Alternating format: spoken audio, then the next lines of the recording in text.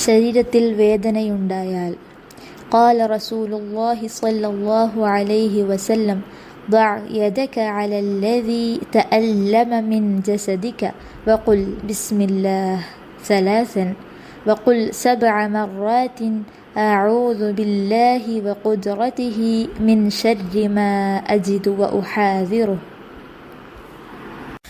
ശരീരത്തിൽ വേദനയുണ്ടായാൽ പറയേണ്ടുന്ന പ്രാർത്ഥന. നബി സല്ലല്ലാഹു അലൈഹി വസല്ലമ വേദന അനുഭവിക്കുന്ന ആളോട് പറഞ്ഞു, ശരീരത്തിൽ വേദന അനുഭവപ്പെടുന്ന ഭാഗത്ത് കൈവെക്കുക.